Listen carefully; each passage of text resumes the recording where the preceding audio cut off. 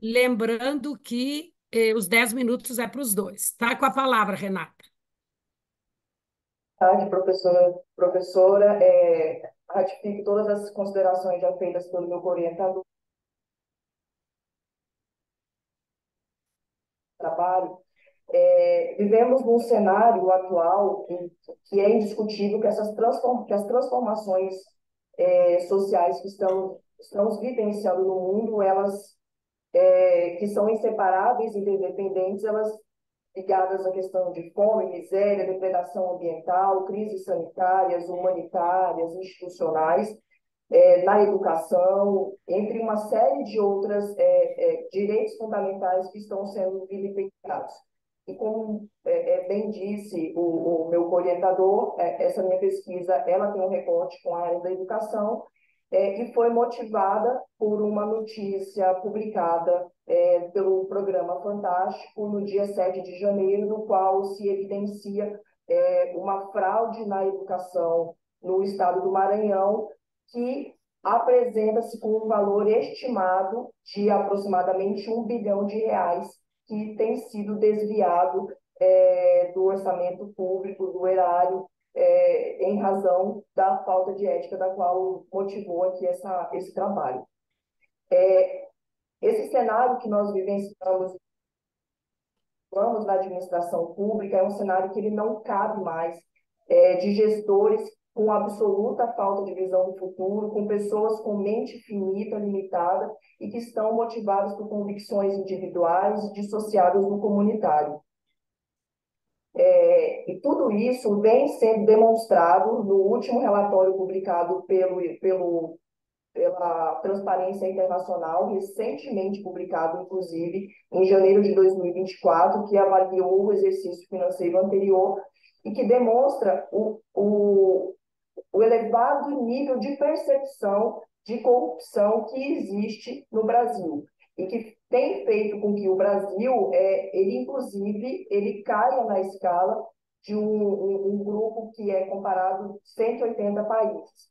A exemplo, o Brasil, no último ano, ele caiu 10 pontos na posição, indo para a 104ª posição que analisa o nível de percepção de corrupção na sociedade. Há controvérsias, há determinados autores que não concordam com a forma como é analisado, como é feita a medição desse índice de percepção, uma vez que hoje, com a mídia, faz com que aumente, a sociedade acompanhe cada vez mais essas notícias ligadas a desvios de políticas públicas. Contudo, em que pese alguns autores assim se posicionarem, de que não concordariam com essa métrica, com a forma como é dado que essa percepção pela sociedade, o relatório Luz, o 7º relatório Luz, que também foi recém-publicado pelo grupo de trabalho, que analisa as políticas públicas efetivadas pelo Brasil para o cumprimento da Agenda 2030, demonstra que o Brasil ele vem se mais do cumprimento das metas e ações. Como, por exemplo, das suas 102 metas, o Brasil está em 60% delas em uma situação de retrocesso. Além disso, mais de 8% estão totalmente ameaçadas, 9% estão estagnadas, 17% existe progressão insuficiente, mais de quase 2% há progresso satisfatório. Ou seja, de todo esse percentual de políticas, de metas a serem cumpridas, apenas 2% foi satisfatório. Então, em que pese haver algumas mentes que não concordam com esse índice de percepção, os dados, que é o status quo da sociedade, demonstra que nós não estamos alcançando o desenvolvimento nacional sustentável e que não estamos trabalhando em prol do cumprimento da Agenda 2030. E dessa forma, o trabalho que analisou uma série de dados, como disse o meu orientador, demonstra que, apesar de termos 10 anos de uma lei anticorrupção recém-comemorado, de termos várias convenções globais que estabelecem medidas de combate à corrupção e com muitos avanços legislativos, ainda não há uma efetividade de todo esse arcabouço legislativo e que está claramente demonstrado no baixo índice de desenvolvimento, se é que há algum índice de desenvolvimento. Inclusive, aqui já caminhando para finalizar, dados recém-publicados também pelo CONAS demonstram que mais de 60% dos municípios brasileiros sequer se preocuparam até hoje em demonstrar, o seu estabelecimento de programas de integridade e compliance nos respectivos municípios, o que demonstram, e na nossa opinião, uma omissão planejada, porque o estabelecimento de programas de integridade e compliance deve levar à mudança comportamental e, por isso, não alcançariam, então, não querem ter essa gestão pública eficiente e, dessa forma, a gente conclui a ética como uma condição necessária para o cumprimento de políticas públicas. Obrigada. Obrigada, Renata. Obrigada, professor Vinícius. É um tema importantíssimo, né?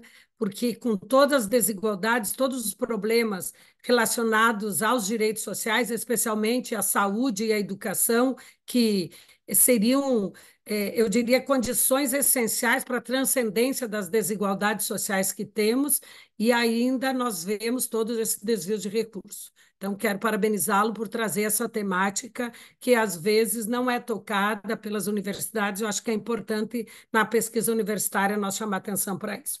De imediato, eu vou passar a palavra para a Thaisa, de Vasconcelos, e o Tiago Andrade, novamente a Unifiel, né, coordenada ali o mestrado pelo professor Flávio Martins, e vão abordar o problema da saúde. Né? Há pouco a gente viu a questão da ética e desvios na educação, agora nós vamos ver, então, políticas públicas de saúde no Brasil e os direitos sociais e a Agenda 2030. Estão com a palavra, então, a Thaisa e o Tiago.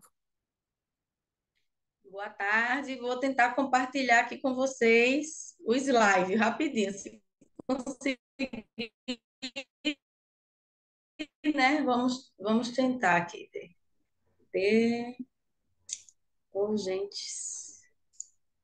Não, hoje parece que não vai não, né? Dá para conseguir. Eu vou mudei ali, começar a tenta de falar para novo. não perder tempo, então. Mas tenta de novo agora, porque eu talvez não estivesse para todos os participantes. Certo. Deixa eu aumentar aqui a tela, calma. Quero pegar os artigos. Arquivo não aparece a opção de arquivo.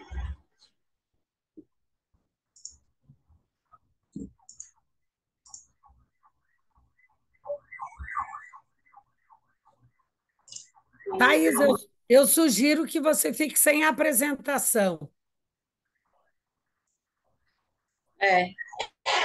Infelizmente, não está aparecendo a opção de colocar o arquivo. Deixa eu diminuir a tela aqui, botar a minha. Bem, boa tarde a todos. É uma imensa felicidade de estar aqui participando com vocês, né, representando a Unifiel e falar um pouco de políticas públicas, né? Eu que também venho da área de saúde pública, né? Também sou formada na área de saúde, sou especialista em vigilância de saúde e é um tema assim que muito sempre me interessou. E é isto. Então, estou aqui com o doutor Tiago Santos Andrade, vamos falar sobre políticas de saúde no Brasil e os direitos sociais e a Agenda 2030. Em 10 minutos, um desafio, né? Vou falar. Nós temos na Constituição Federativa do Brasil, nós encontramos respaldo no artigo 6º, né? Que já trata a saúde como um direito social. Ele traz tanto a saúde, a educação, trabalho, lazer, a segurança, né? Que a saúde ela é um todo, né? Ele é um conjunto e já estamos amparados no artigo 6º. Temos também o artigo 196 na nossa Constituição, que traz a saúde como direito de todos, um dever do Estado, que deve ser garantido mediante as políticas sociais e econômicas, né? E ações, né, prioritárias de promoção. E como um grande marco na saúde do Brasil, nós temos o Sistema Único de Saúde, o nosso magnífico SUS, né? Eu trouxe também como exemplo no artigo, para ver como vem sendo intitulado as políticas públicas, um julgado, certo, do Tribunal de Justiça, sobre o canabidiol, na lista dos medicamentos fornecidos pela Secretaria de Saúde do Distrito Federal para pessoas acometidas por epilepsia. Ele normatizou o fornecimento desse produto e inseriu em sua política pública de saúde para doenças específicas. Isso é um avanço mostrando a integralização das políticas de saúde, né? E também temos um olhar da sustentabilidade, né? Como direito fundamental, nós temos isso intitulado no artigo 225 da nossa Constituição, né? A preocupação com o ambiente ecologicamente equilibrado, para o bem de todos os seres vivos. O planeta tem que estar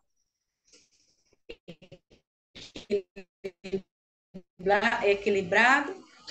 Falando a respeito do acesso da universalização do Sistema Único de Saúde, tratado em um caso em que a autora possui um plano de saúde privado, isso não exime o poder público, né, pela universalização do acesso.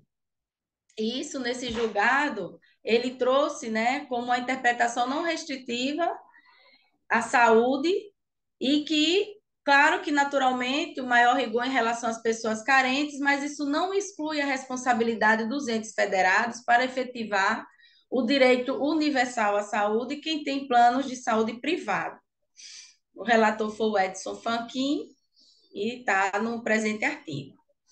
Continuando a apresentação, vou falar um pouco, bem sistematicamente, a linha do tempo de como foi a institucionalização do Sistema Único de Saúde, né? Até chegarmos no nosso querido SUS.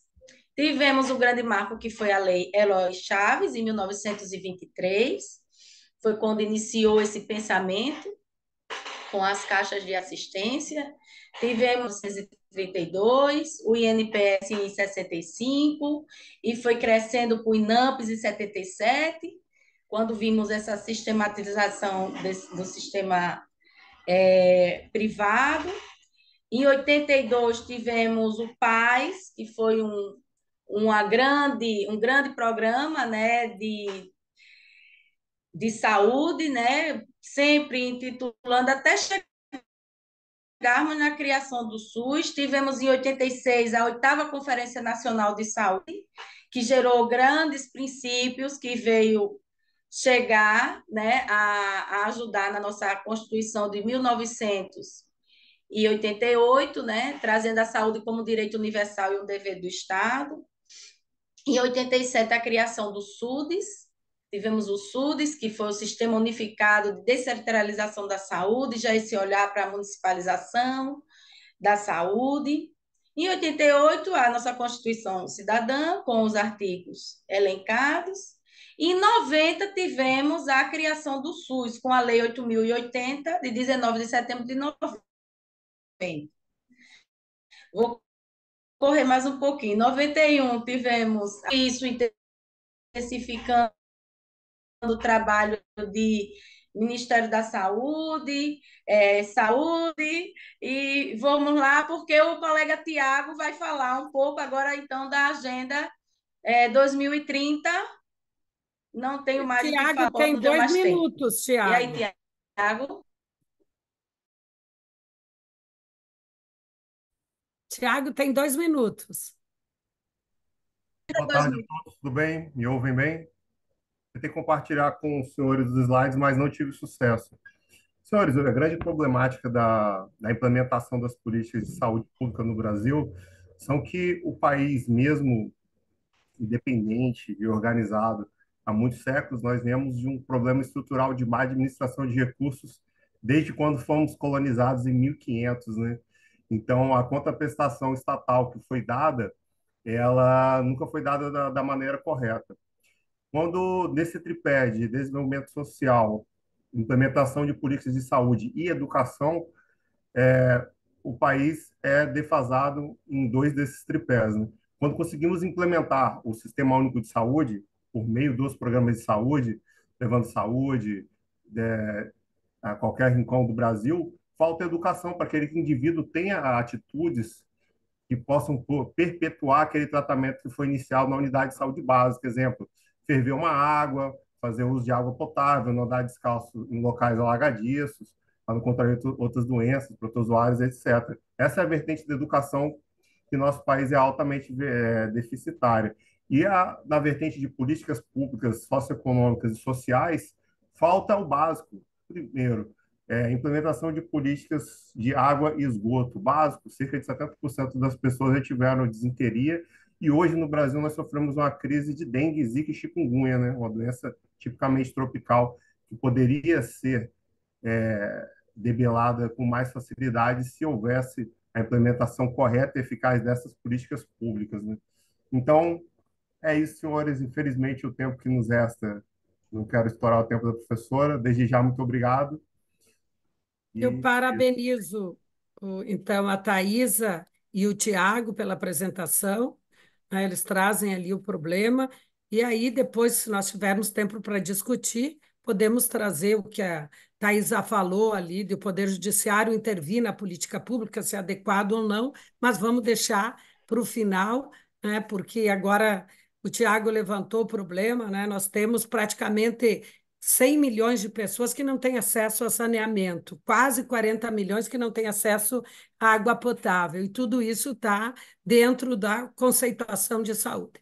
Feitas essas considerações, eu vou passar a palavra à professora Isa Antônio, dizer que é uma alegria tê-la conosco, professora da Universidade do Minho, Portugal. Todos que já foram em Braga e conheceram a Universidade do Minho sabem a importância que a universidade tem, não só para Portugal, mas para a Europa e para o Brasil, já que um percentual grande de brasileiros hoje vivem na cidade de Braga, lá em Portugal, e ela vai tratar de um tema que é objeto das minhas preocupações acadêmicas também e como aplicadora do direito no Ministério Público.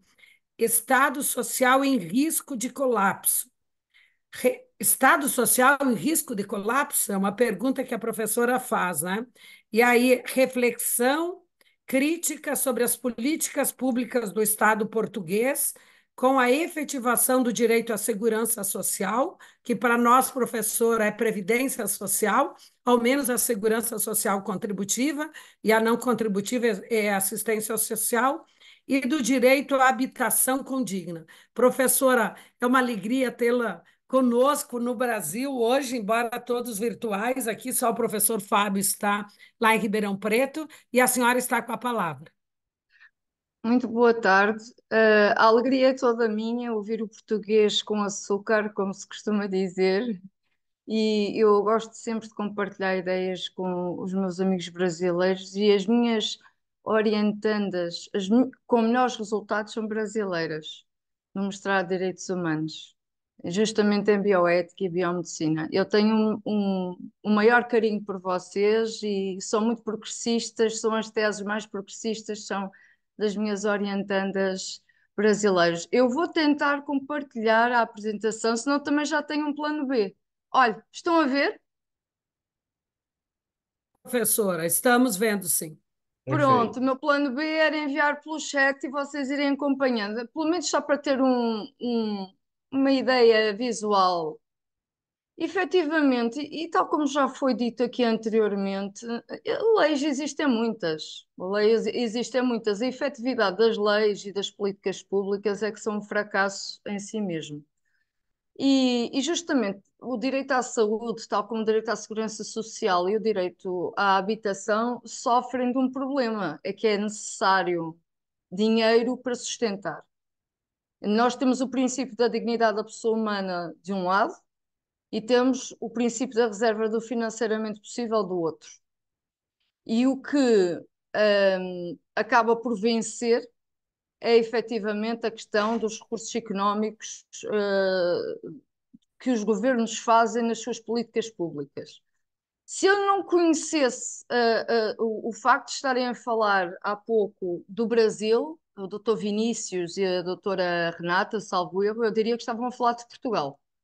Padecemos do mesmo mal, os nossos serviços públicos não funcionam, temos uma escola pública pela hora da morte, a mesma coisa com o Serviço Nacional de Saúde. E efetivamente o que não nos falta também é cartilhas, designadamente enquadramentos legais, e agora focando aqui mais em particular no meu tema, a Declaração Universal dos Direitos do Homem, obviamente refere que todos nós, enquanto seres humanos, radica da nossa própria dignidade da pessoa humana o direito ao apoio social. Já dizia John Rawls que nós ajudamos o outro, contribuímos com os nossos impostos para ajudar o outro numa posição em que nós não necessitamos e outro precisa, porque sob o véu da ignorância todos nós nos podemos colocar naquela situação no futuro. E efetivamente é engraçado ver que nesta Declaração Universal dos Direitos do Homem já existe aqui a ideia de exigência de o cidadão poder cobrar do Estado o cumprimento e a concretização dos seus direitos sociais, económicos, sociais e culturais. Relativamente ao direito social, obviamente não vos vou estar a fustigar com estes diplomas, é só um enquadramento jurídico para comprovar que não falta legislação que impõe, neste caso, o cumprimento de Portugal pelo artigo 8º da Constituição ao seu cumprimento, portanto, não nos falta aqui legislação internacional a que o Estado português se vinculou. E, efetivamente, a dignidade da pessoa humana é o foco e é a base de todos os direitos sociais que nós temos. Também temos o Pacto Internacional sobre os Direitos Económicos, Sociais e Culturais, que referem a questão dos seguros sociais, da proteção na maternidade, na proteção da doença, a preocupação com as crianças e com os adolescentes para evitar a exploração económica, vejam bem, das crianças e, particularmente na Constituição da República Portuguesa, Direito Justo Fundamental, temos justamente o apoio, que depois vamos ver o respaldo na Lei de Bases da Segurança Social, a doença, a velhice, a invalidez, a orfandade, a desemprego. Portanto, temos todas estas situações asseguradas, em teoria. Em teoria. Portanto, eu vou passar à frente, temos aqui esta, eu posso fornecer, se quiserem depois para fazer um estudo comparatístico. Temos aqui os princípios, envio logo pelo chat. É o princípio da universalidade, igualdade, solidariedade, pois muito bem, radica da Declaração Universal dos Direitos do Homem, e há uma questão aqui muito polémica, várias que se colocam justamente por causa desta sociedade digital e inteligência artificial, a que nós não podemos ser alheios também nesta discussão de políticas públicas. E como eu referi há pouco noutro painel, já temos uma minoria de juristas do direito fiscal a colocar a questão. Na ausência de recursos económico-financeiros para dar vazão, para dar resposta a todos os problemas sociais da coletividade, será que não é mais justo, de forma objetiva, colocar um algoritmo a fazer prioridades? E as prioridades são as seguintes: o cidadão que não paga impostos, ou que foi objeto de condenação de processo de execução fiscal ou de fuga ao fisco, não deveria ser penalizado pelo algoritmo na atribuição das pensões, designadamente apoios sociais? Quando existe pouco dinheiro, não deverão ser estes os deixados para trás, não é? Uma folha de Excel ali exata, a crítica, não é? Só com este aspecto em mente. Depois, o cidadão que não vota, vocês por acaso creio que têm o voto obrigatório? Nós não, temos o direito à abstenção, portanto a não votar. É do sentido e alcance do direito de voto em Portugal. Mas será que o cidadão que não vota, portanto, que não tem esse exercício de cidadania, não deve ser objeto de sanção por parte do algoritmo no momento da atribuição dos apoios sociais? Porque ele não participou, na verdade, não participou nesse pacto social que é celebrado no momento para citar a Rousseau, no momento do voto. Se ele não se preocupou com esse momento da celebração do contrato social com o seu governante, designadamente a escolha do governante que encerra, portanto, que apresenta um conjunto de políticas públicas, quem é ele agora para vir exigir ao Estado esses apoios? Questão polémica, não estou a tomar parte, obviamente. Depois, será que direcionado numa lógica de racionalização de recursos, o algoritmo fará a distinção entre o cidadão que nunca praticou o crime daquele que foi efetivamente condenado por prática de crimes? Numa nova lógica de tratar o igual como igual, desigual como desigual? E, obviamente, o cidadão imigrante que nunca contribuiu com impostos para o nosso Estado e para o esforço coletivo não deverá ser ele próprio discriminado, são questões. Eu estou a passar à frente, obviamente, muitas reflexões, porque eu tenho aqui dois dilemas. Tenho a segurança social e tenho a habitação social e uma habitação condigna, que é um dilema muito grande em Portugal. Não sei se o Brasil compartilha, mas é algo que assola a juventude, e não só os velhos também, mas a juventude licenciada, que supostamente devia ter uma qualidade de vida, não tem acesso devido à sua precariedade e entrada no mundo do trabalho e à especulação imobiliária, não tem acesso a empréstimos bancários e acesso a uma habitação. Portanto, uma vez mais, temos estes preceitos legais que vêm concretizar de forma expressa o direito à habitação, a exigência ao Estado, em termos de políticas públicas, nesse apoio de habitação, mas não nos podemos esquecer que é um direito social, não há dinheiro para casas para todos. Obviamente também está dependente do comprovativo da necessidade do agregado familiar, mas o que se verifica em Portugal é que, apesar das demonstrações e comprovativos dos agregados familiares numa posição muitíssimo vulnerável, continuam em lista de espera para a habitação já construída, ou muitas nem existem. Foi prometido milhares de habitações e eu estou a falar agora por algo, não estou a ser exata. Nem um quinto dessa promessa foi cumprida. Não estou a ser exata, atenção, reforço isso, é uma forma de falar, mas é só para perceber que é um flagelo social esta questão da habitação social em Portugal. Uma vez mais, radica da dignidade da pessoa humana a questão da habitação social. O Estado deve dar o exemplo, tratar todos de forma igual, dar igualdade de oportunidades. Mas o que é isto da habitação condigna? É que a preocupação do legislador português e do legislador internacional, designadamente ao nível dos direitos humanos, não é apenas assegurar uma habitação, é uma habitação condigna. E desde logo temos um problema, é que não há uma definição do que seja uma habitação condigna. O que eu consegui encontrar foi a Observação Geral número 4 do Comitê de Direitos Económicos, Sociais e Culturais, pistas, indícios, fatores para considerarmos uma habitação condigna. A segurança legal face à ocupação, a disponibilidade de serviços, a questão mesmo dos transportes, a facilidade. Professora, eu vou pedir para a senhora ir concluindo, desculpa. Ora Eu bem, estou tem adorando toda a a sua razão, é exposição. igualdade, é trabalhar com igualdade de tratamento, muito bem. A questão da promiscuidade e a inadequação da habitação é outra preocupação. Eu devo dizer o seguinte: o Estado deve ser um exemplo. O Estado, lato sensu, inclui autarquias locais. Eu vou concluir com este exemplo concreto, que depois vai pelo chat.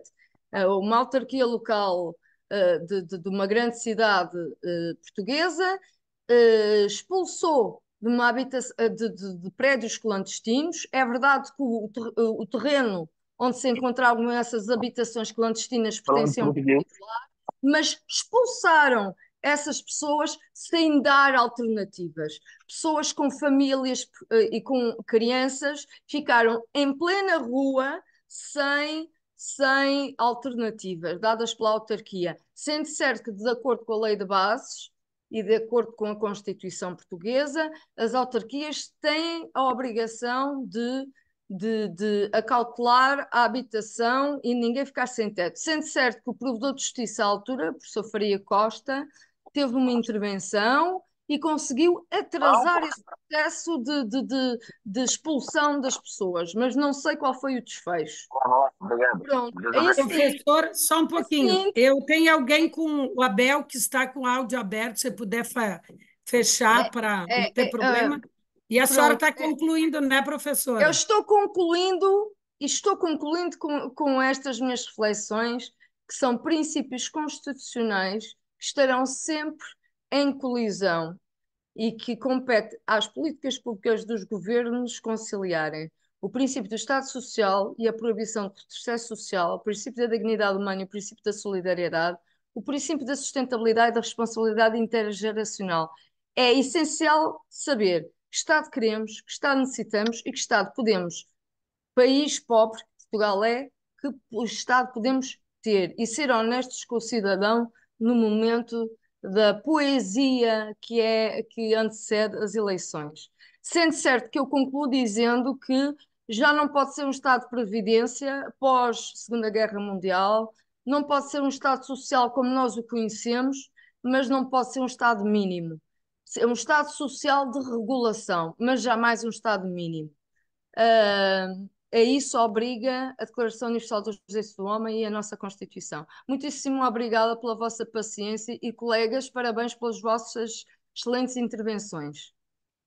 Professora, eu agradeço. O tema da segurança social é um tema que eu tenho tratado muito. Depois eu vou pegar o seu contato para, de repente, nós fazermos uma discussão aqui na Universidade Mackenzie sobre essa questão da solidariedade intergeracional, que eu penso que temos que discutir.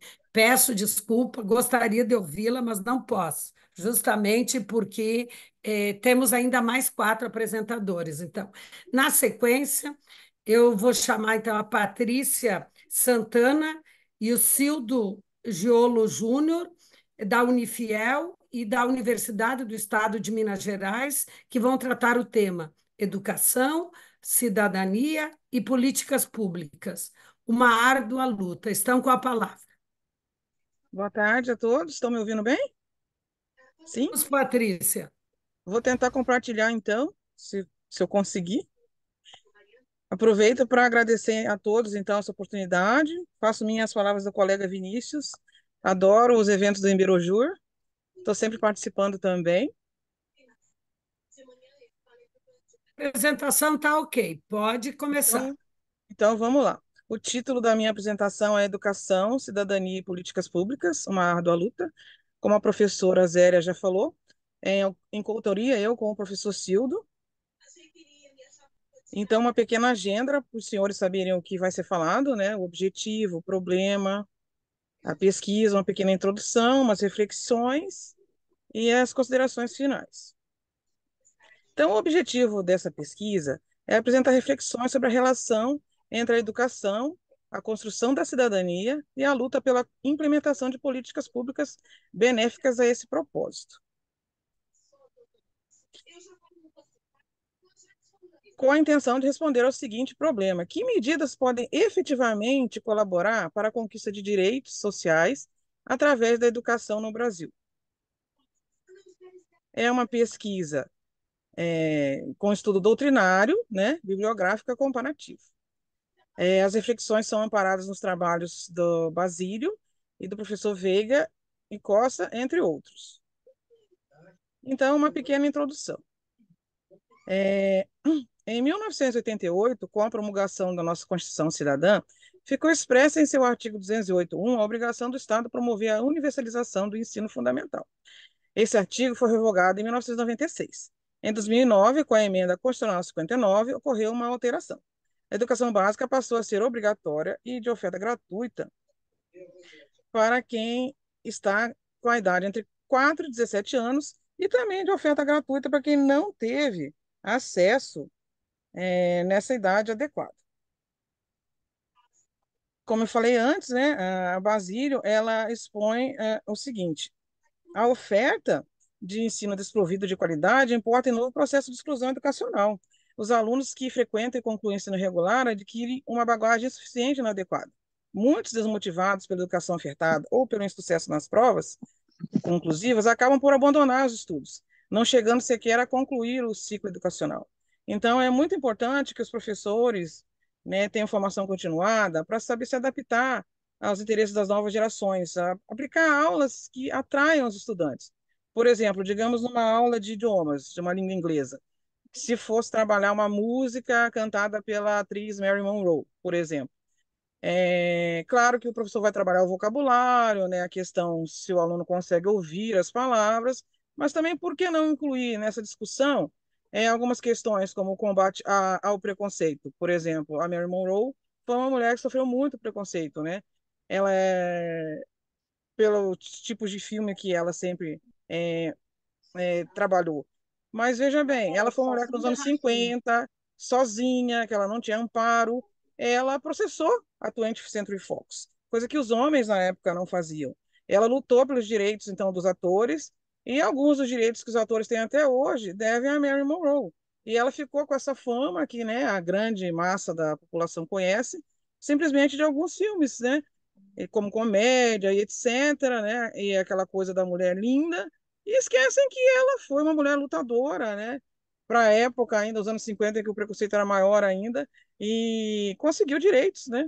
Para a classe dos atores. Então, a educação, direito fundamental. A educação é essencial para o desenvolvimento do ser humano, para a sua independência e libertação. Apenas desenvolvendo sua capacidade crítica, poderá o indivíduo fazer escolhas, conviver harmonicamente em sociedade, contribuir para o desenvolvimento de sua comunidade. Por isso, a importância do reconhecimento da educação como direito fundamental.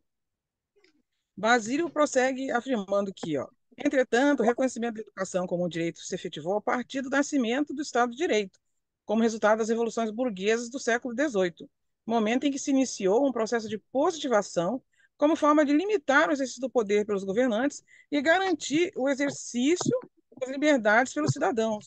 Nascia, então, o sentimento de igualdade entre o povo, a necessidade de resguardar seus direitos. Vamos agora falar um pouquinho sobre a educação no Brasil. Então, segundo o professor Veiga, né, e o Costa, no âmbito do ordenamento jurídico brasileiro, o direito à educação é reconhecido como um direito social, juntamente com a saúde, a alimentação, o trabalho, a moradia, o transporte, o lazer, a segurança, a previdência social, a proteção à maternidade e à infância. Sem adentrar na seara da discussão acerca da nota de fundamentalidade desse direito, classificado como direito social e cuja efetivação perpassa por um sistema complexo e interligado aos demais direitos sociais e fundamentais, parte do pressuposto que o acesso à educação é essencialmente um direito humano. Prosseguem os mesmos autores. O caminho para que se tenha conhecimento mínimo e o desenvolvimento dos instrumentos necessários para a manifestação da opinião pública perpassa necessariamente pelo direito humano à educação. A resposta apresenta-se de forma evidente, o fato comprova-se empiricamente. Um povo livre para opinar é aquele que tem acesso à educação. E a partir da instrução, em consonância com a efetividade de outros direitos, pode ser de fato livre, manifestar sua vontade não viciada e assim opinar com liberdade. Também não podemos esquecer do professor Libânio, né, que enfatiza: a escola pública continua sendo o melhor lugar e o melhor caminho para a luta política pela igualdade e inclusão social.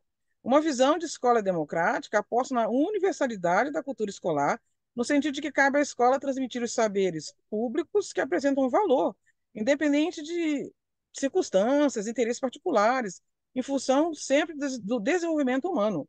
Junto a isso, permeando os conteúdos, cabe também considerar a diversidade cultural, a coexistência de diferenças e a interação entre indivíduos de identidades culturais distintas. O Brasil, com esse território imenso, né, rico, né, nas possibilidades que temos, né, para lecionar, fazendo essa troca, né, cultural, isso tem que ser aproveitado para aprimorar a educação. Os mesmos professores afirmam: é necessário formar seres integrais, ativos, conscientes socialmente, como maneira de se alcançar uma sociedade verdadeiramente democrática, conforme já preconizado no cenário internacional, para um modelo educacional adequado ao século XXI e rumo a 2030. Também do nosso querido professor Flávio Martins, né, vem aqui a afirmação: defendemos uma mudança imediata de paradigma, que inclui como atributo indispensável e exigível da educação a sua qualidade.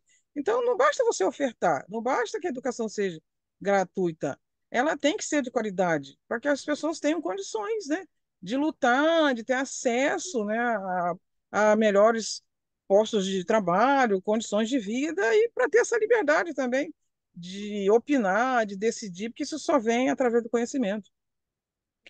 Também muito interessante, né, o apontamento da professora Geisler, também do Rio de Janeiro, como parte de um projeto emancipador que se distancia da ideologia liberal e de seus reflexos no campo do trabalho e da educação, afirmar a cidadania coletiva resgatando o conceito em sua historicidade, torna-se um compromisso. Esse percurso deve ser inscrito por meio de processos que facilitem a promoção de sujeitos capazes de responder de forma autônoma ao seu processo de trabalho através de suas práticas sociais. Algumas considerações finais, então. Então, esse tema aí... Patrícia, você vai apresentar só você, porque faltam Sou só eu, 2 minutos. sou Eu não eu, sei professor se o Sildo, Silvio... sim, sou eu. O professor Sildo Tá até pede bom, desculpa porque ele não está, porque ele é tá moderador ok. também em Tá. alguns Então, painéis. tá bom. Então, o artigo trata de um tema bastante complexo, né? Como eu já disse, o objetivo é estimular discussões em prol de uma sociedade mais igualitária, sendo inconclusivo e demonstrando como resultados parciais que, ao longo da história, a educação foi reconhecida sob várias concepções, passando de garantia de sobrevivência à forma de legitimação da organização social. Todavia, por sua precariedade na maioria das regiões brasileiras, não tem conseguido alcançar seu objetivo. Urge-se implementar uma educação libertadora, combatente da exagerada responsabilização dos professores, da militarização das escolas e da transformação da educação em mercadoria, fatores que podem levar à total desumanização da sociedade.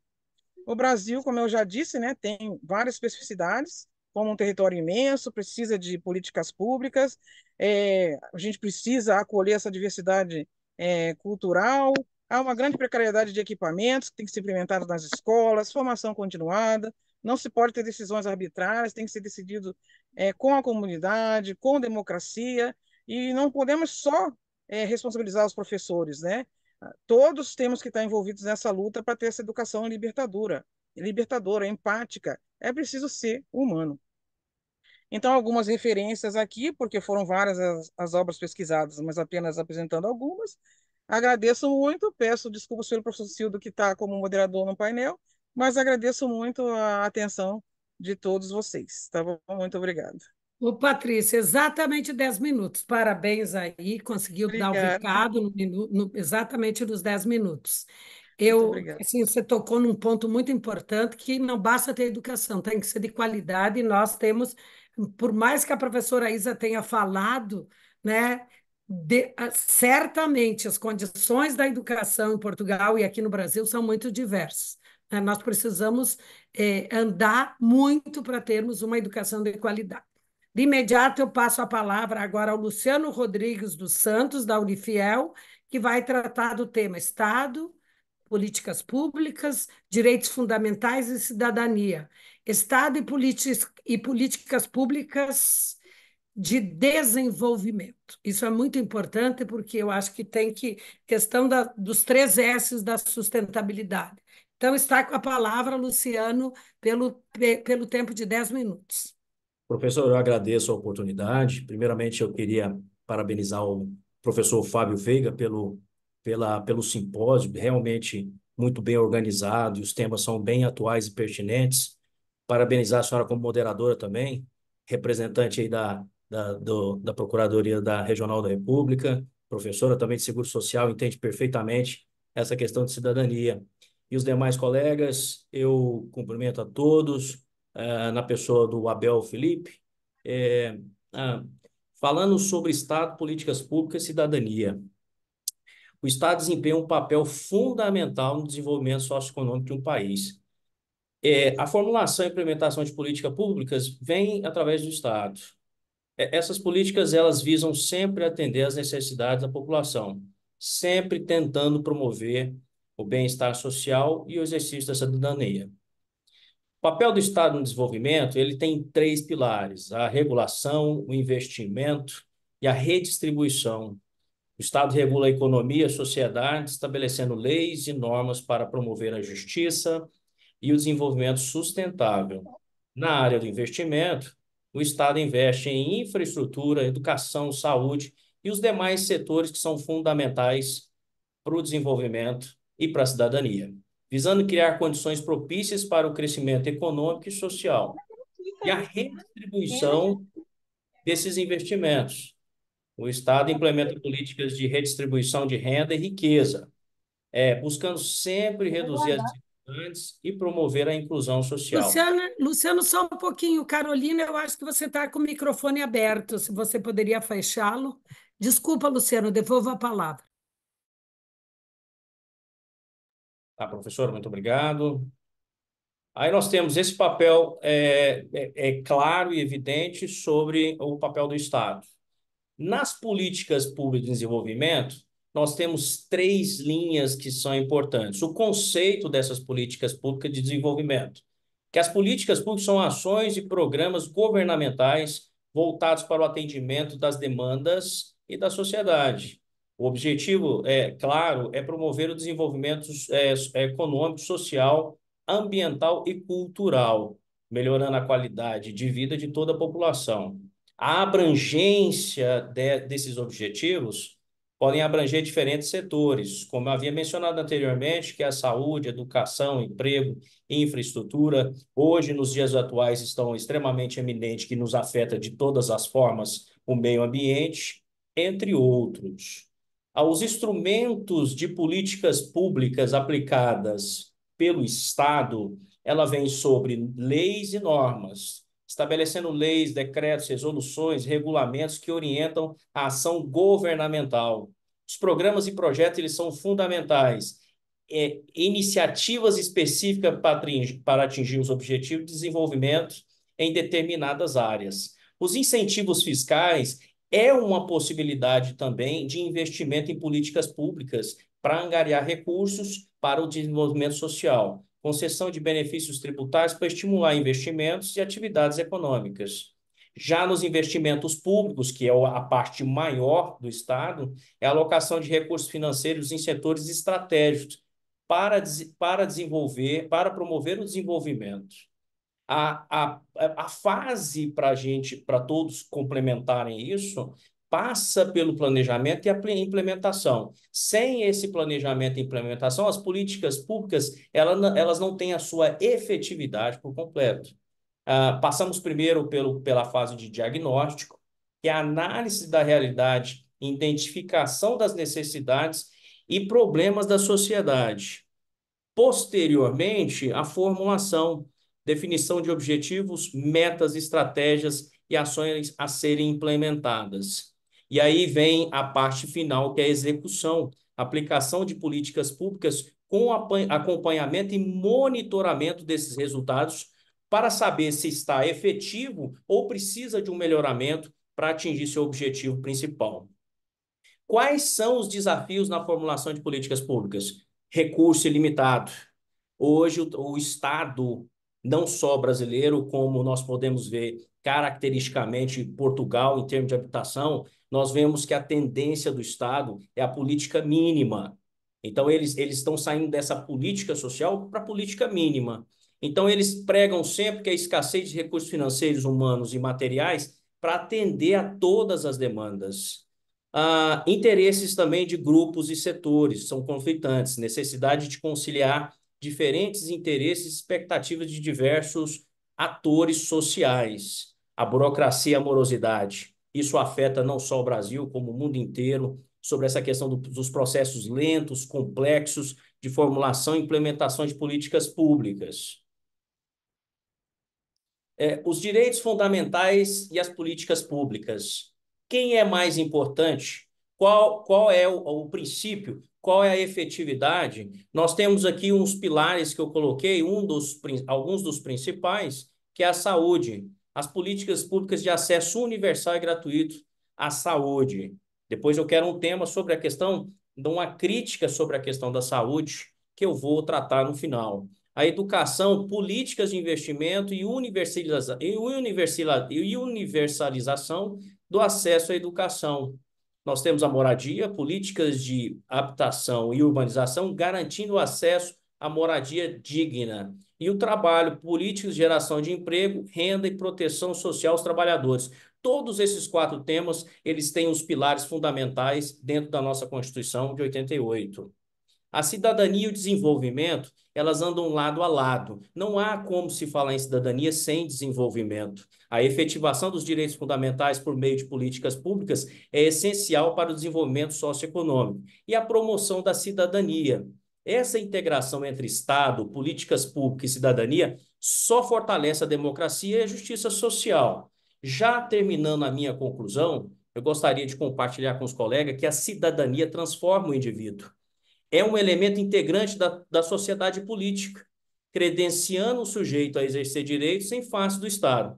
A cidadania é o ápice dos direitos fundamentais. Não se fala em políticas públicas sem o meio pelo qual se realiza uma ação ativa do Estado, exigida por direitos constitucionais. Eu venho aqui só trazer uma crítica reflexiva, professora, que é sobre um imposto que foi criado por ser provisório, mas ele ficou mais de 10 anos, que é a CPMF. O intuito era fazer um investimento com esse imposto na política de saúde. Não funcionou. Então, isso prova claramente que o Estado tem um problema seríssimo e grave com prioridades e gestão. Dos dados saindo do próprio site do Senado Federal brasileiro, data que de 1997 a 2007 a CPMF arrecadou 223 bilhões de reais. Foi o maior aumento que a Receita Federal teve de arrecadação de impostos nesse período com esse imposto. Esse imposto ele não trouxe a efetividade almejada com a criação do mesmo para as políticas públicas de saúde. Então, na minha concepção, o Estado falha por não ter uma gestão efetiva dos recursos públicos para aplicação das primeiras necessidades que estão atreladas às políticas públicas e à cidadania no seu desenvolvimento social. Muito obrigado, professor. Obrigado aos colegas por ter compartilhado aí também um pouco dos seus conhecimentos comigo. Ô, Luciano, parabéns. 9 minutos expôs, né? Eu queria lembrar que a CPMF, na segunda e a terceira e quarta versão, partilhou os recursos também com Previdência e Assistência. É a primeira vez, e como aquilo que a professora Isa tratou da sustentabilidade da Previdência, a Previdência no Brasil tem consumido a maior parte dos recursos da Seguridade Social. Eu tenho sempre chamado a atenção para essa questão, e às vezes, inclusive a última reforma estabeleceu claramente lá que, embora tenha o sistema de Seguridade Social, em relação ao orçamento, tem que ser transparente, o quanto vai para a Previdência, o quanto vai para a saúde e o quanto vai para a assistência. Para ter uma ideia, em 2022, né, foi 805 bilhões para a Previdência e para a saúde, mesmo ainda com resquícios aí da pandemia, 150 bilhões no âmbito federal. Se somar estados e municípios, dá em torno, não dá 400 bilhões. Então, sempre... O intuito, professora, só para salientar o que a senhora mencionou, o intuito da criação dela, de fato, era para a saúde. Como a lei não especificava que era a saúde, foi distribuída para outros setores. Na saúde Não, mesmo. a primeira emenda foi só para a saúde, mas na segunda já foi para a Seguridade Social. Na primeira, logo em seguida eles viram que os recursos eram volumosos e quiseram pegar também para a Previdência. Então, eu acho que tem aí. Podemos depois, o pessoal de Berujur tem meu contato, se quiser, e como você está na Unifiel, e o professor Flávio é muito querido, nós vamos fazer algumas parcerias, podemos tratar dessa questão do financiamento da Seguridade Social e dentro deles o da saúde, que eu tenho sustentado, que há um subfinanciamento para a política de saúde. Tá? Perfeito, obrigado. Eu vou de imediato, então, mas quero parabenizar pelo tema, trazer essa questão do financiamento, porque às vezes se fala em saúde, no direito e não no financiamento. Então, nós, da academia, precisamos trazer isso. Quero te parabenizar por trazer essa temática E aí eu vou passar agora direto a palavra. Vamos para o Rio Grande do Sul agora, né? Aliás, eu quero dizer que eu estou no Rio Grande do Sul, estou em Passo Fundo hoje, né? Vim de São Paulo hoje para Passo Fundo, e aí então eu vou passar a palavra, né, para o Guilherme da Cunha e o Felipe Scalabrin, que são do Centro Universitário Ritter dos Reis, e vão tratar sobre a função uniformizadora dos tribunais superiores na concretização do direito fundamental à saúde. Então, novamente, o direito à saúde, agora sobre um outro prisma. Estão com a palavra, então, o Guilherme e o Felipe. Boa tarde a todas e a todos. Vocês me escutam bem? Muito obrigado, Sim, Guilherme. professora Zélia. Prazer em saber que a senhora está aqui no Rio Grande do Sul. Nós falamos aqui, eu falo aqui de Porto Alegre. O professor Felipe fala de Novo Hamburgo, que é onde ele reside. Eu fiz audiência em Passo Fundo na semana passada. Gosto muito da terra. Minha esposa é de Erechim, também aí perto. Então, queria agradecer a oportunidade de estar mais uma vez em um seminário internacional do Iberojur. O professor Felipe e eu já participamos de outros o ano passado, né? Conhecemos e nos aproximamos do Iberojur o ano passado e tomamos gosto e, portanto, estamos aqui de novo em 2024. Quero parabenizar a senhora, a professora Zélia, pela excelente condução desse painel e parabenizar também a todos os colegas que falaram antes de nós, né? Nós escutamos com bastante atenção e parabenizar também de antemão os próximos. O professor Felipe e eu somos professores aqui do Centro Universitário Ritter dos Reis, que tem campus em Porto Alegre e em Canoas, que é uma cidade contígua aqui a Porto Alegre, e nós trabalhamos direito constitucional, jurisdição constitucional e processo civil. Nós, como professores da instituição na graduação, temos também grupos de iniciação científica, professora Zélia, e nos grupos de iniciação científica nós tratamos muito desse tema do modelo e da função dos tribunais superiores. Isso é um tema muito caro para nós, por isso que de manhã nós apresentamos um trabalho sobre a função do STJ a partir agora do advento da relevância da questão federal no recurso especial, e agora à tarde, então, agora daqui a pouco o professor Felipe vai expor sobre a função uniformizadora dos tribunais superiores na concretização do direito fundamental à saúde, né? Nós trabalhamos, então, muito a função dos tribunais e a questão dos padrões decisórios, né? Na judicialização do direito à saúde, diversos padrões decisórios vinculantes foram editados pelos tribunais superiores com o propósito de dar significado à matéria. Então, o meu objetivo nessa fala foi nos apresentar e apresentar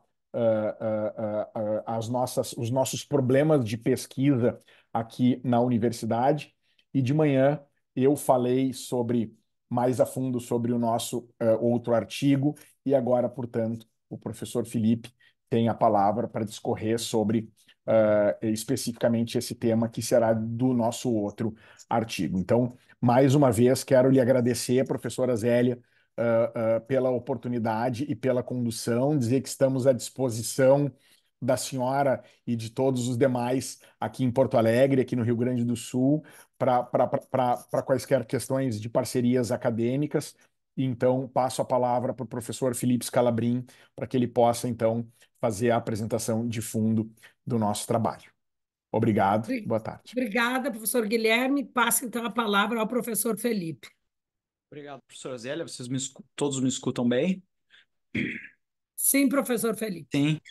Professora Zélia, é uma grande satisfação, uma enorme alegria para nós participar do evento em questão. O professor Guilherme já fez todos os agradecimentos, eu vou me permitir declinar os agradecimentos, pois o nosso tempo passa rápido, e a professora Zélia diligentemente está fazendo o controle do cronômetro aí, não é?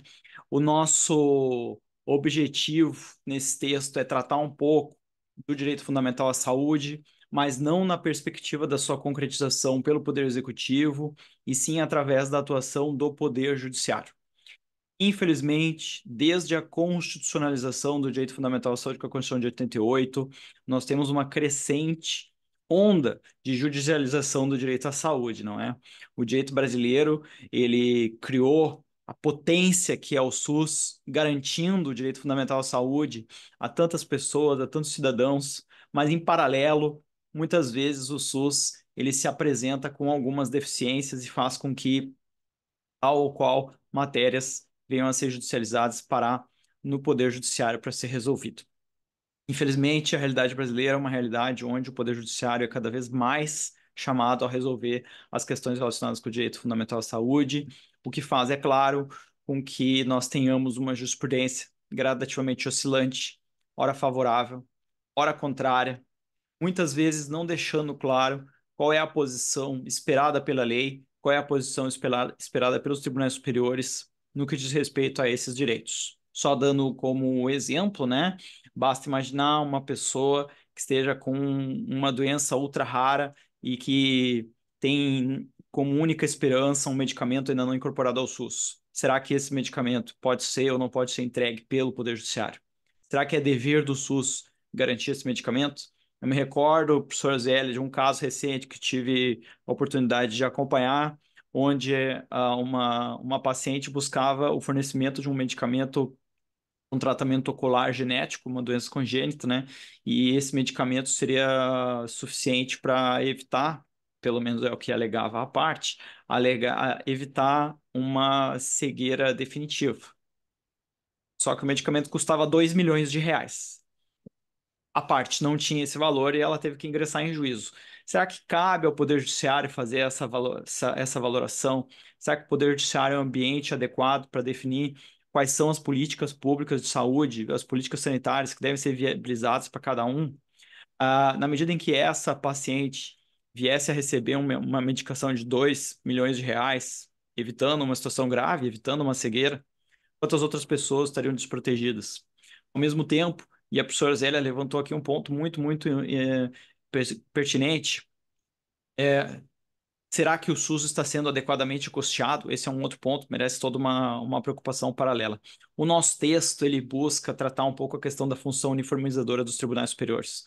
O que quer dizer a função uniformizadora dos tribunais superiores? A função uniformizadora dos tribunais superiores está relacionada com a possibilidade de que as cortes superiores, o Superior Tribunal de Justiça, o Supremo Tribunal Federal, eles tenham a possibilidade de atribuir o sentido esperado de determinados textos normativos. E a partir desse sentido esperado, que sejam identificadas, então, pelo menos padrões, diretrizes hermenêuticas, para que os juízes de primeiro grau, ou até mesmo os tribunais,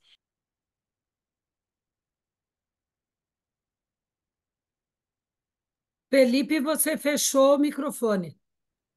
e agora, Agora me está escutando? ok.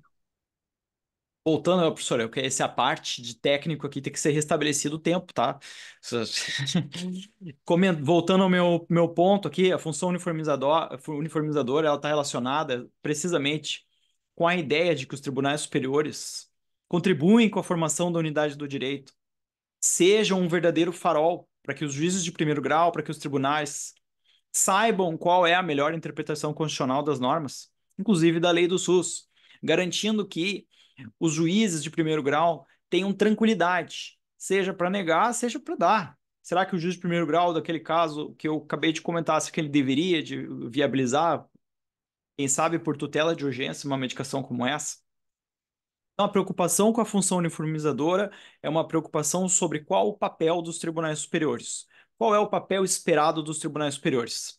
E avançando nesse aspecto, o direito fundamental à saúde ele é um ambiente privilegiado para que a gente possa discutir isso. Por quê? Porque já existem diversas diretrizes fixadas pelos tribunais superiores. Por exemplo, o Superior Tribunal de Justiça já teve a oportunidade de estabelecer em um recurso de caráter repetitivo alguns critérios para o fornecimento de medicamentos. E aí, fazendo o retrospecto, prezados colegas aqui presentes, fazendo um retrospecto, será que nós tivemos uma redução na litigiosidade? A resposta, infelizmente, das pesquisas mais recentes é contrária. Ou seja, a criação de precedentes vinculantes não tem tido o condão de reduzir a litigiosidade do direito à saúde. Então, será que nós estamos caminhando pela via adequada? Será que os tribunais superiores estão sabendo elaborar padrões decisórios adequados? Nós tivemos recentemente um exemplo bastante interessante. O Supremo decidiu Professor sobre a Felipe, eu vou solidariedade. pedir para o senhor ir concluindo, professor Felipe. Concluo, professor. Então, o Supremo Tribunal Federal decidiu sobre solidariedade dos entes públicos, mas alguns anos depois foi obrigado a rediscutir essa matéria, porque a matéria continuou sendo objeto de debate. Ou seja, é necessário que os tribunais superiores, e aí me permito concluir aqui com uma frase aqui de um filme que sou bastante fã, e lá pelas tantas, o mestre diz para o seu aprendiz o seguinte: seu foco determina a sua realidade. Será que os tribunais superiores estão sabendo usar o foco adequado quando julgam o direito fundamental à saúde? Fica esse questionamento para que, eventualmente, a gente possa elaborar um pouco mais e respeitando rigorosamente aqui a diretriz da professora Zélia, eu encerro. Muito obrigado a todos. Professor Felipe, eu fico com o coração na mão, porque todos os temas abordados aqui são de extrema importância. Eu digo o seguinte: a gente é um aperitivo, inclusive para contatos. Eu vou colocar o meu celular ali. Eu tenho trabalhado muito essa questão da judicialização, especialmente do ativismo. Eu tenho uma posição, eu acho que é conhecida de muitos aqui, mas não vou tomar mais tempo e vou chamar agora a Bruna Teixeira da Silva e a Suzana Machado, que são lá do Instituto Politécnico do Porto, que tive a oportunidade em 2021 estar num evento do Iberejur lá, no final, em outubro, dia 21 de outubro de 2021, com um acolhimento assim bastante carinhoso, e elas vão tratar sobre do teletrabalho e da privacidade do teletrabalhador. Bruna, vocês estão com a palavra pelo tempo de 10 minutos. Olá, boa tarde a todos os presentes. Vou só compartilhar a tela. Penso que já esteja.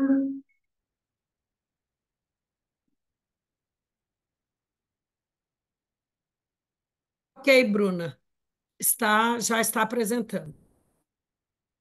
Então, o tema vou falar um bocadinho sobre o teletrabalho e a privacidade do teletrabalhador. Começarei por fazer uma breve introdução do teletrabalho e de seguida abordarei o controle e a privacidade do teletrabalhador. Segundo Menezes Leitão, o teletrabalho consiste na prestação de trabalho que se desenvolve fora do local de trabalho central do empregador, sendo realizado noutro local que se encontra ligado a esse local de trabalho central, por meios de comunicação eletrónicos.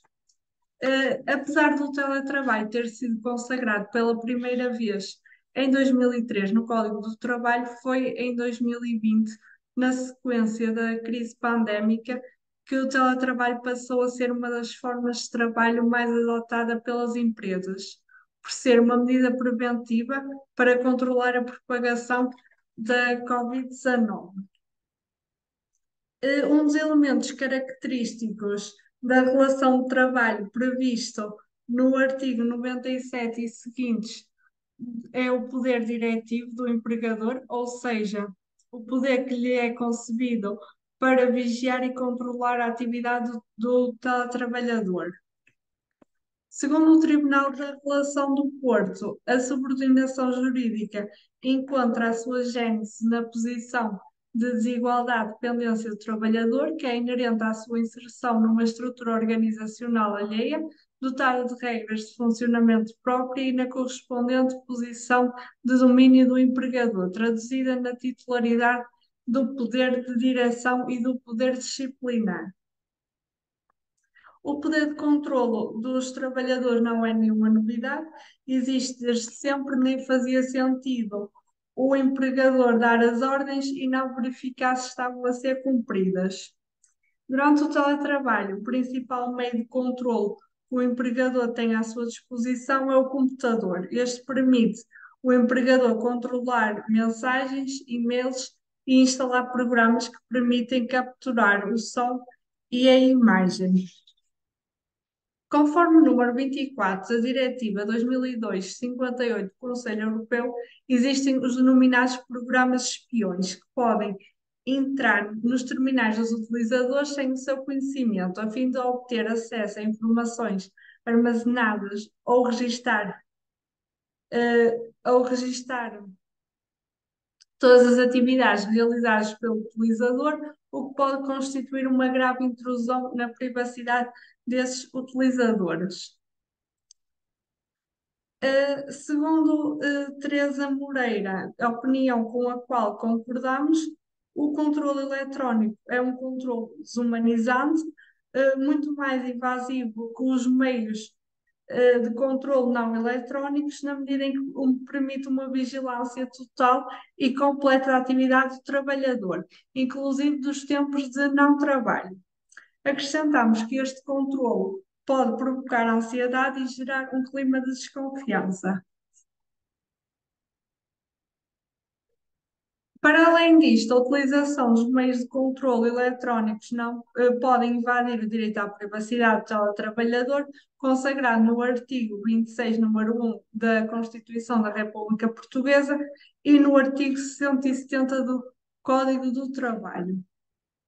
Salienta Teresa Moreira, apesar destas tecnologias constituírem um desenvolvimento muito positivo dos recursos colocados à disposição dos trabalhadores e dos empregadores, simultaneamente podem ser usados de forma a lesar certos direitos fundamentais dos trabalhadores, sobretudo a sua dignidade e privacidade. A questão que se coloca não é da legitimidade desse poder, mas a dos seus limites. Tendo em consideração estas novas tecnologias, procura-se o equilíbrio do direito fundamental à privacidade dos teletrabalhadores e os legítimos direitos dos empregadores de os dirigir e de controlar as suas tarefas. Neste sentido, a Comissão Nacional de Proteção de Dados, na sua orientação sobre o controle à distância dos trabalhadores, defendeu a proibição por parte do empregador da utilização de programas que, para além do rastreamento do tempo de trabalho e da inatividade, registram páginas de internet visitadas, as utilizações dos ratos e teclados, capturam a imagem do ambiente de trabalho e registram o tempo gasto em cada tarefa. Surge então a questão: qual é o meio de controle que o empregador deve adotar sem invadir a privacidade do teletrabalhador? Para que o impacto do poder de direção seja o menor possível na esfera privada dos teletrabalhadores, deve-se obedecer a um conjunto de princípios. Em conformidade com o exposto, a Comissão Nacional de Proteção de Dados, na deliberação número 1638/2013, determina que a subordinação jurídica no âmbito da relação laboral, quando confrontada com a utilização das tecnologias e com o tratamento de dados pessoais do trabalhador, deve ser adequada às exigências legais atinentes ao regime de proteção de dados, assumindo particular relevância, nomeadamente os princípios do fim, da adequação, da necessidade e da proporcionalidade, da transparência e da boa-fé, bem como os direitos de informação, acesso e oposição. O princípio do fim e o princípio da necessidade e da adequação estão relacionados, sendo que a principal finalidade é o empregador exercer o seu poder de controle e vigilância, devendo recorrer ao meio de controle menos invasivo na privacidade do teletrabalhador.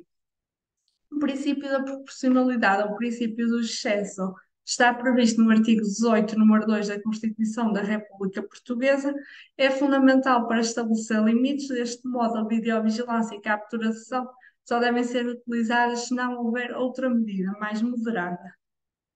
O princípio da boa-fé. O empregador deve informar o teletrabalhador da utilização de programas de controle e a forma como esse controle será realizado, para que o teletrabalhador não sinta que a sua privacidade está a ser invadida.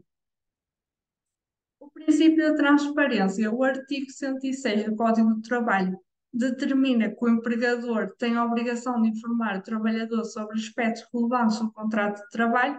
Decorre do princípio da boa-fé, na medida que o empregador deve informar o trabalhador do tipo de controle de quem o está a realizar e quais os meios utilizados para esse efeito. Os programas informáticos que são instalados no computador do teletrabalhador sem o seu conhecimento violam este princípio, sendo por isso proibidos.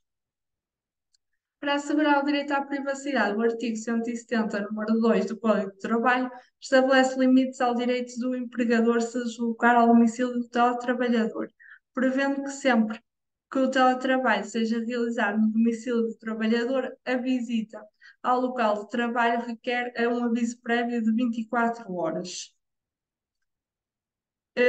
Ainda no artigo 20 e 21 do Código do Trabalho, tentam salvaguardar o direito à privacidade, proibindo a utilização de meios de vigilância à distância, com a finalidade de controlar o desempenho do trabalhador, com exceção dos casos em que realmente se justifique essa vigilância.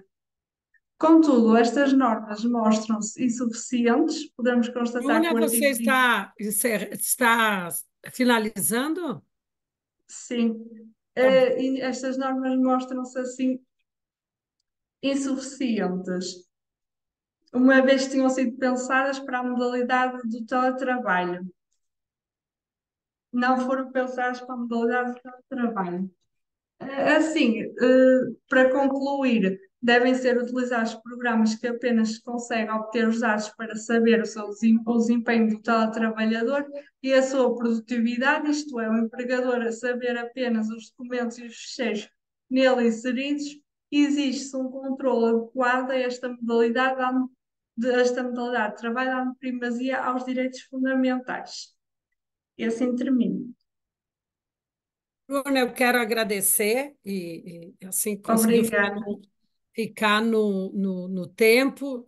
É um tema também muito importante. Aliás, eu quero dizer que eu ficava aqui assim de saias justas e um pouco até intimidada, porque os trabalhos todos muito bons trouxeram políticas nos diversos direitos sociais.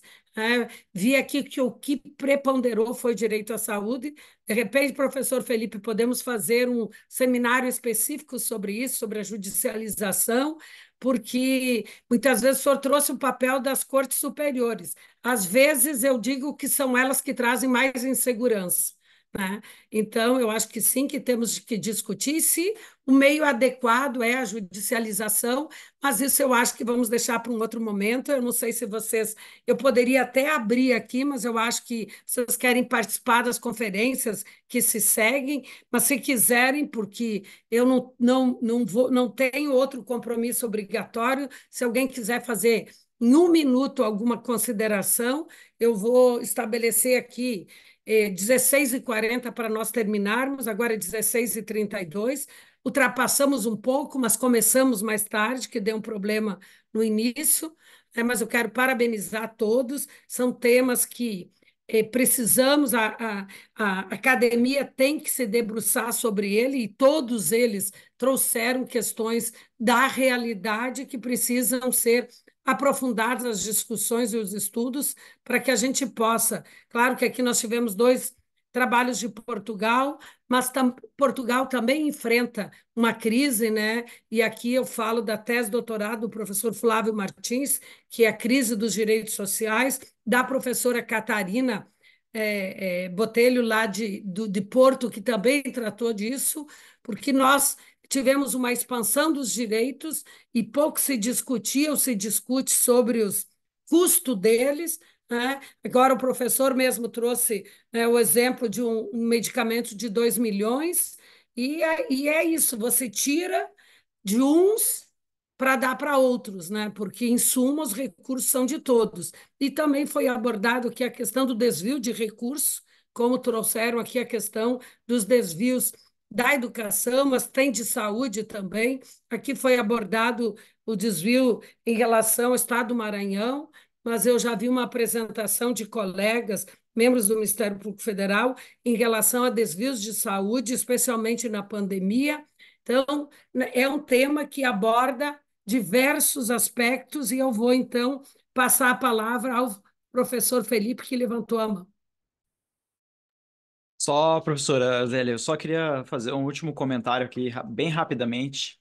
que o tema do direito à saúde no que diz respeito aos custos para mim, é muito caro, ele é um dos objetos da nossa pesquisa junto ao ecossistema Anima, na Uniriter aqui de Canoas e Porto Alegre. O nosso grupo de pesquisa acabou de ser instalado nesse semestre, no semestre passado também era relacionado com o direito à saúde, e nesse semestre a gente vai debater e pesquisar um pouco sobre as competências, justamente para avaliar em que medida e em quais áreas existe ou não existe subfinanciamento, e em que medida o Poder Judiciário contribui para a desorganização financeira do SUS, e também o grande dilema do SUS no Brasil, que é, ao mesmo tempo, os recursos são, por um lado, escassos, de um lado, os recursos são escassos, mas ao mesmo tempo que os recursos são escassos, da perspectiva do orçamento, não existe uma destinação adequada.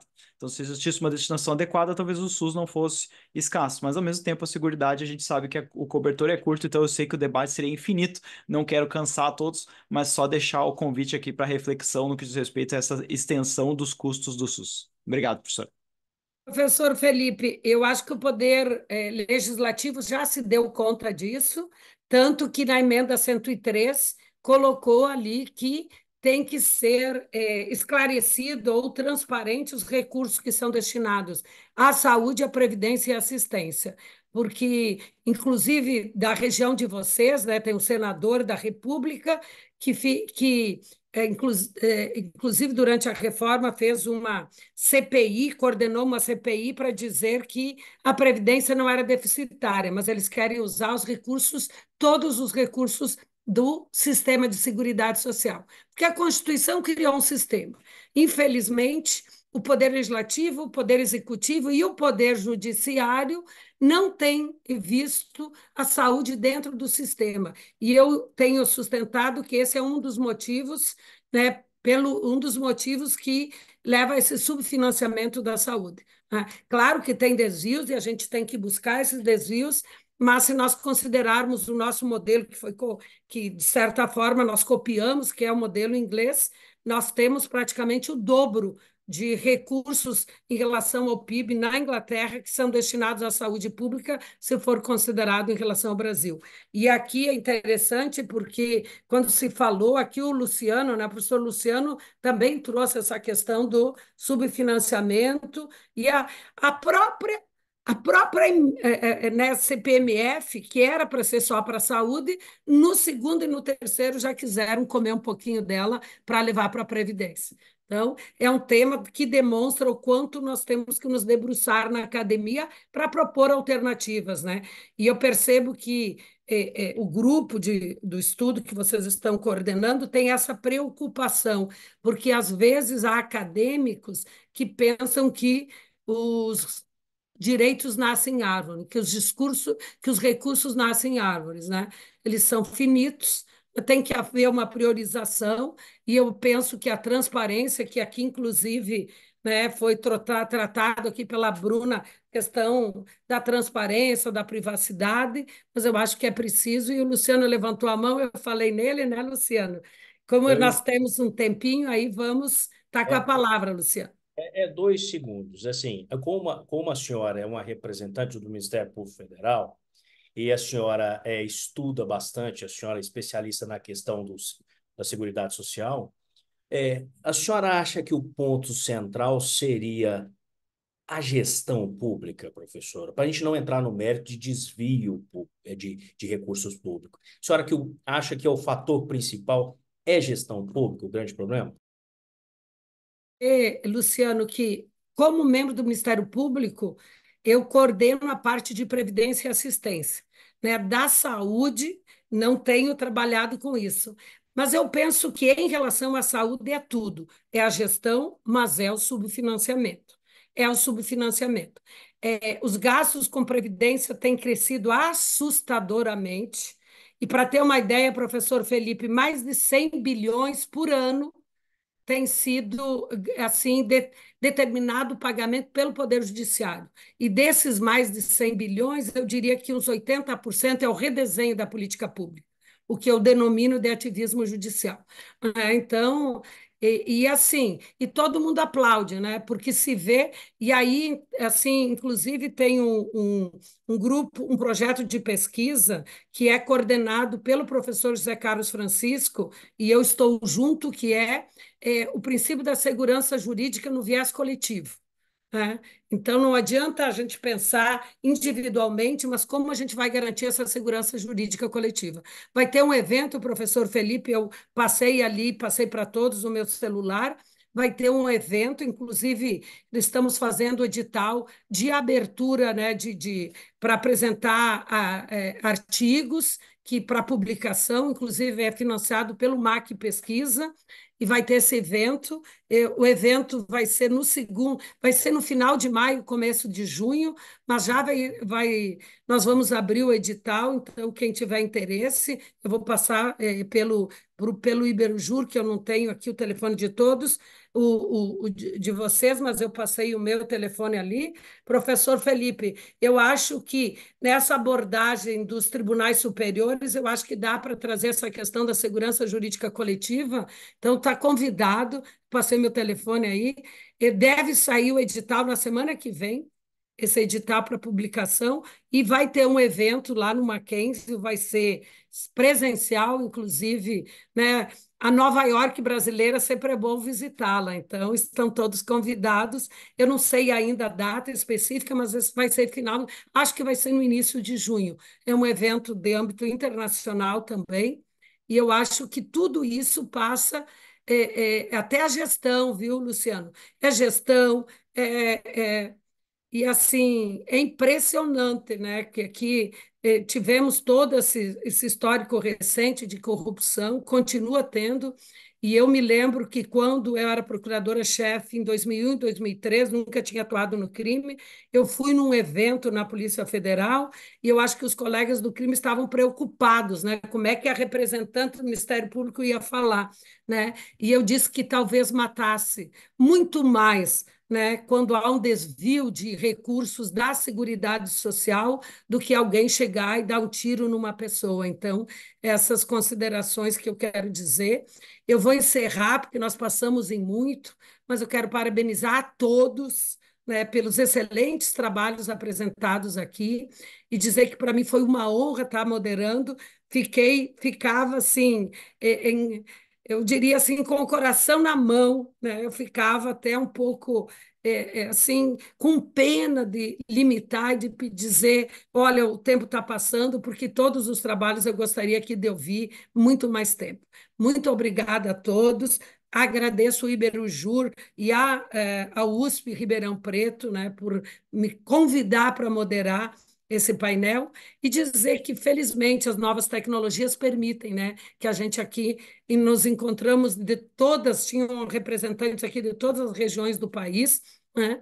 Eu vi ali pelo sotaque, embora não tinha nenhuma instituição do Nordeste, mas vi que teve, sim, pelo sotaque, pessoas representantes do Nordeste, mas tinha do Sul, Sudeste, Centro-Oeste e Norte, e de Portugal, e alguns da Espanha também nos acompanhando.